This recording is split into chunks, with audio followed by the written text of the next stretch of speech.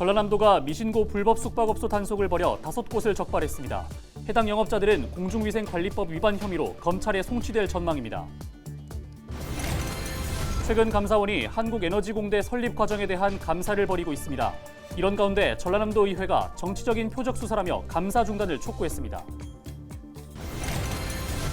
지난 주말 전남 곳곳에서 사건 사고가 잇따랐습니다. 무안에서는 차량이 상가 건물로 돌진하는 사고가 났고 장흥에서는 방화 사건이 발생했습니다.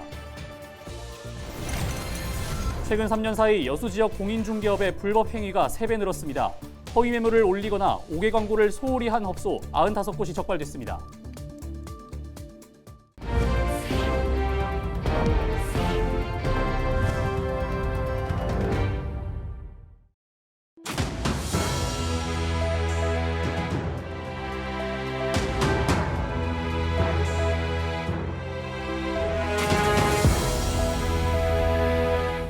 시청자 여러분 안녕하십니까? 헬로티비 전남 뉴스입니다. 전남도가 미신고 불법 숙박업소 단속을 벌인 결과 5곳을 적발했습니다. 전라남도 민생사법경찰은 이번 수사를 통해 적발한 미신고 업소 영업자를 공중위생관리법 위반 혐의로 검찰에 송치할 예정이라고 밝혔습니다. 미신고 숙박업은 2년 이하의 징역 또는 2천만 원 이하의 벌금에 처해집니다. 전남도는 숙박 중개 플랫폼을 통해 도내업소 100여 곳을 모니터링하고 있으며 이 가운데 아파트 3곳, 오피스텔 2곳을 적발한 것으로 알려졌습니다. 감사원이 한국에너지공대 설립 과정에 대한 감사를 벌이는 가운데 전남도의회가 표적 수사라고 비판했습니다. 전라남도의회는 감사원 한국에너지공대 표적감사 규탄 성명서를 내고 한국에너지공대는 지난 정권에서 여야 합의로 제정한 한국에너지공과대학교 법에 따라 적법하게 설립된 곳이라며 지방 소멸과 지역 대학의 위기를 극복하기 위한 국가적 대책 가운데 하나라고 강조했습니다. 그럼에도 불구하고 현재 진행 중인 감사원 감사는 소위 보수단체의 허술한 청구 취지만 근거로 감사를 벌이고 있다며 정치적 감사라고 주장했습니다. 그러면서 감사원은 전남 200만 도민의 명예를 실추시키고 있는 감사를 즉각 중단할 것을 촉구했습니다. 주말 사이 전남에서 발생한 사건 사고를 살펴보는 시간입니다. 무안에서는 차량이 상가 건물로 돌진해 부상자가 발생했고 장흥에서는 40대 남성이 말다툼을 벌이다 집에 불을 질렀습니다. 보도에 고정민 기자입니다. 건물 유리창이 산산조각 났습니다. SUV 차량이 상가 안으로 돌진한 겁니다. 사고가 난 곳은 전남 무안군 남학신도시 일대. 지난 10일 밤 9시쯤 20대 남성이 몰던 SUV 차량이 교차로에서 다른 차량과 충돌한 뒤 상가로 돌진했습니다. 이 사고로 보행자 등 6명이 부상을 입어 병원으로 이송됐습니다. 경찰은 당시 운전자가 음주 상태는 아닌 것으로 보고 정확한 사고 원인을 조사하고 있습니다. 주택에서 연기가 피어오릅니다. 소방대원들이 화재를 진압하기 위해 건물 안으로 진입합니다. 지난 10일 밤 10시 20분쯤 장흥의 한 주택에서 불이 난 겁니다. 화재 당시 집안엔 일가족 4명이 있었는데 다행히 신속하게 대피해 인명피해는 없었습니다. 경찰은 40대 남성이 금전 문제로 부모와 말다툼하다 홧김에 불을 지른 뒤 발안한 것으로 보고 구속영장을 신청할 계획입니다.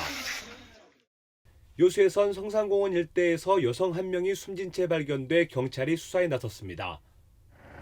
10일 아침 7시 반쯤 사람이 호수에 떠다닌다는 신고가 접수된 겁니다. 경찰은 여성을 현장에서 수습하고 신원파악과 함께 숨진 경위를 조사하고 있습니다. 헬로티비 뉴스 고정민입니다.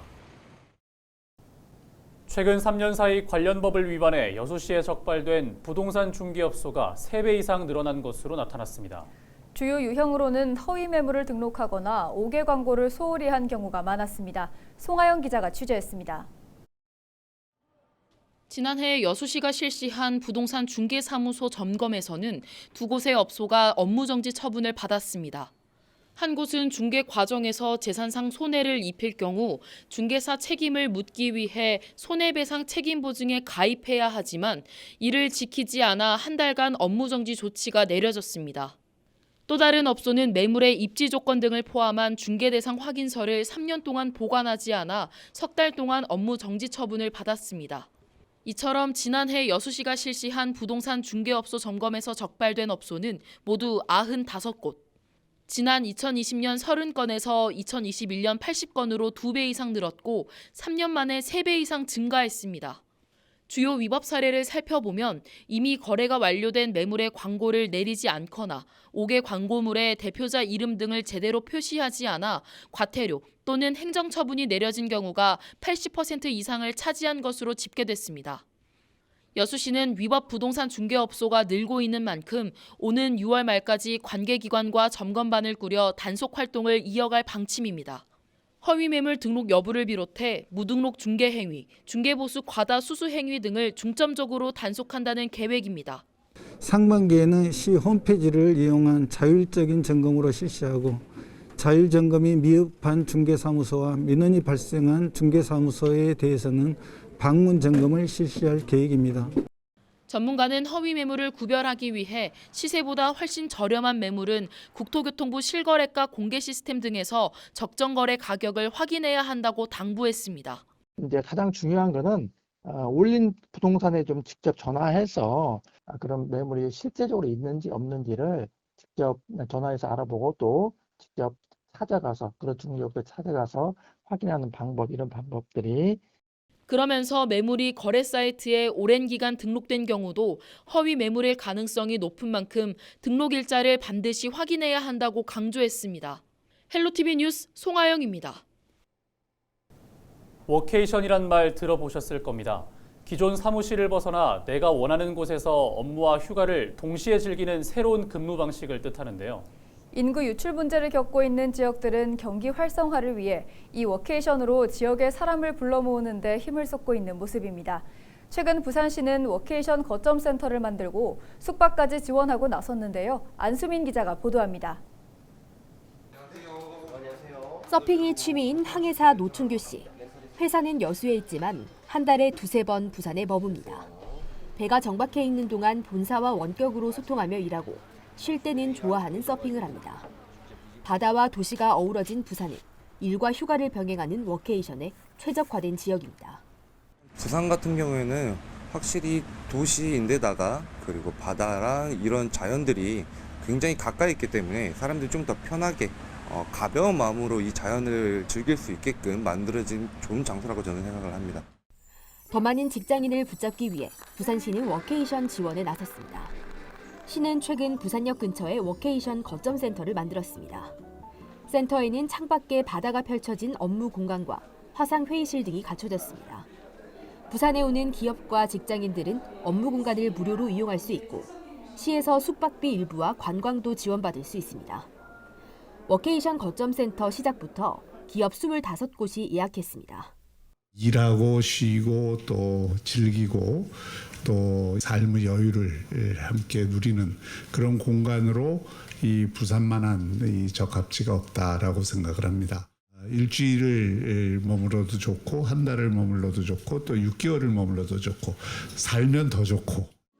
부산시는 인구 감소 지역을 중심으로 워케이션 위성센터 10곳을 만들고 시 전역에 파트너 센터를 구축할 계획. 여기에 해운대구 등 기초지자체 차원에서도 지역에 특화된 워케이션 상품 개발에 뛰어들고 있습니다. 지역에 체류하는 인구가 늘어남에 따라 호텔과 관광업체 등의 경제적 파급 효과도 기대됩니다. 일주일이면 일주일, 보름, 한 달 이렇게 장기적으로 오다 보니까 와가지고 사실 뭐 잠만 자고 가는 거 아니지 않습니까? 먹고 마시고 그리고 주변 관광도 같이 해야 되기 때문에 장기 체류를 하면서 워케이션으로 오시는 분들이 많이 계시면 저는 지역 관광 활성화에 상권에 엄청 도움이 된다고 그렇게 생각합니다. 워케이션이 지역에 불러올 변화에 관심이 쏠리고 있습니다. 헬로티비 뉴스 안수민입니다.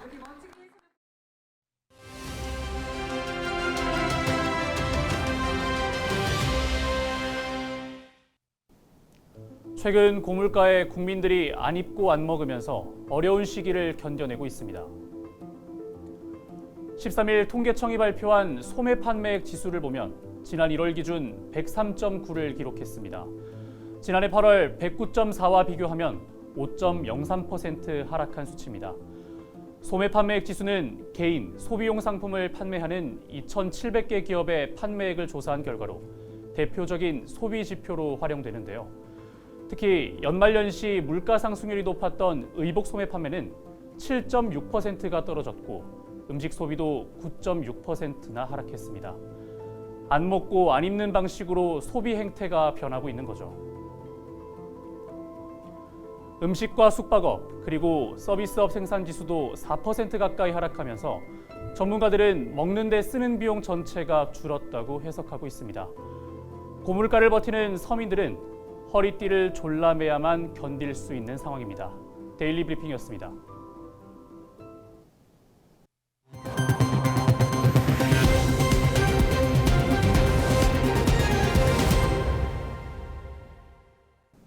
광양 매화축제 첫 주말이었던 지난 토요일, 역대 가장 많은 17만여 명이 축제장을 방문한 것으로 추산됐습니다.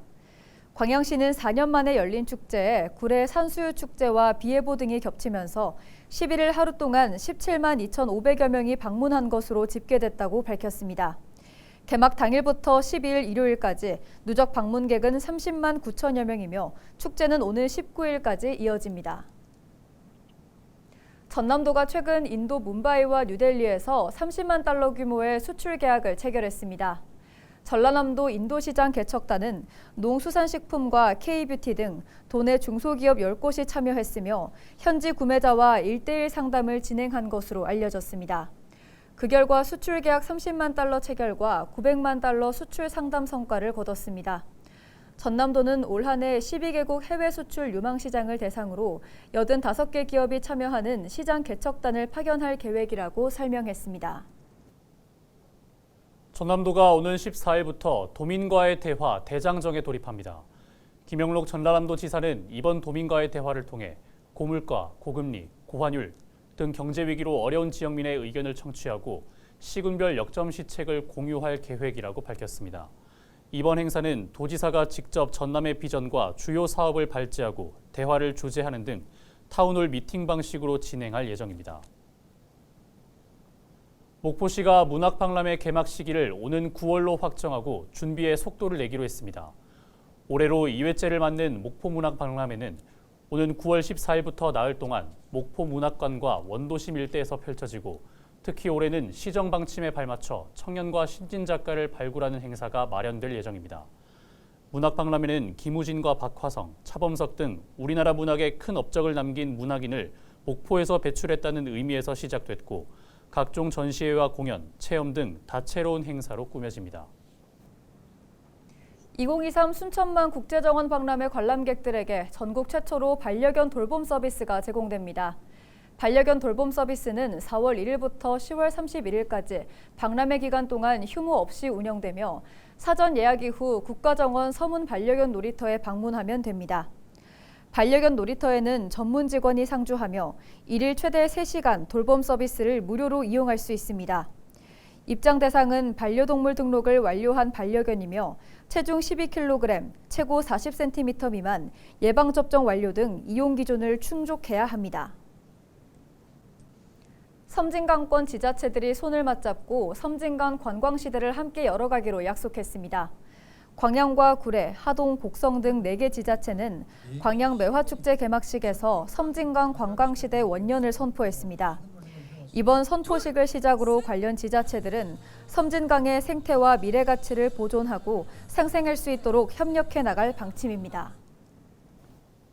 더불어민주당 서동영 국회의원이 광양 덕래초 등굣길 안전 확보를 촉구하고 나섰습니다.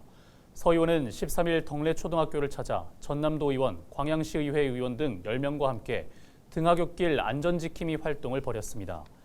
이날 학부모회는 무분별하게 주차된 차량 등으로 학생들의 통학로가 위험하다며 개선을 건의했고 서 의원은 생명과 직결된 안전은 최우선 과제인 만큼 광양시의 해결 방안을 마련할 것을 주문했습니다. 고흥군이 미세먼지와 화재 예방을 위해 산림인접지와 농경지를 중심으로 영농부산물 등 불법 소각을 집중 단속합니다. 고흥군은 단속반을 구성하고 가정의 아궁이와 드럼통 등을 활용해 소각시설을 설치한 경우나 논밭에서 영농부산물을 태우는 행위 등을 중점적으로 단속할 방침입니다. 쓰레기 불법 소각 행위가 적발되면 관련 법에 따라 최대 100만 원의 과태료가 부과됩니다. 이상으로 뉴스를 마칩니다. 함께해 주신 여러분 고맙습니다.